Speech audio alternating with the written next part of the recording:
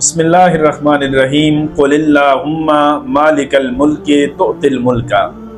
اے محبوب آپ فرما دیجئے، یہاں پہ اللہ تعالیٰ بڑے مؤثر پیرائے کے اندر اپنے محبوب کے ذریعے پوری امت کو، پوری دنیا کو ایک بڑے زبردست کلمات کی تعلیم دے رہے ہیں۔ اللہم مالک الملک، اے الہ العالمین تو ہی ساری بادشاہتوں کا بادشاہ ہے۔ تؤتی الملک من تشاء، جسے چاہے بادشاہت عطا کر دے۔ وتنزع الملک ممن تشاء، اور جسے چاہے بادشاہت کو چھین لے۔ وتعز من تشاء، جسے چاہے تو عزت دے۔ وتذل من تشاء، اور جسے چاہے تو ذلت دے۔ انک علی کل شیء قدیر، بے شک یا الہ العالمین ہر چیز پر تیری کامل قدرت ہے۔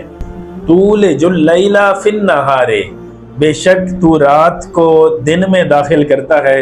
وتولج النہار فی اللیل، اور بے شک تو ہی وہ ذات ہے جو دن کو رات میں داخل کرتا ہے۔ وتخرج الحی من المیت، اور تو ہی مردہ میں سے زندہ کو نکالتا ہے۔ وتخرج المیت من الحی، اور تو ہی نکالتا ہے مردہ کو زندہ سے۔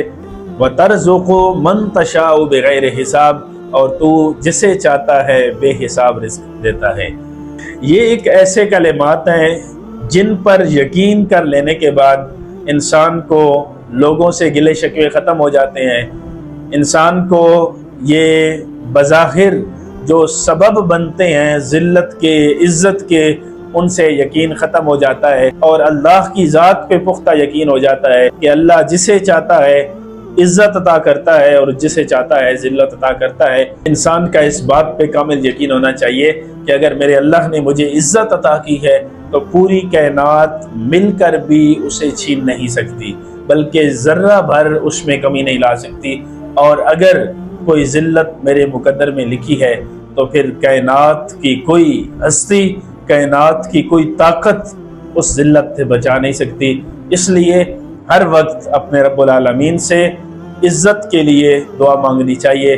وہی رب سب بادشاہتوں کا بادشاہ ہے، اسی کے ہاتھ میں عزت و ذلت ہے۔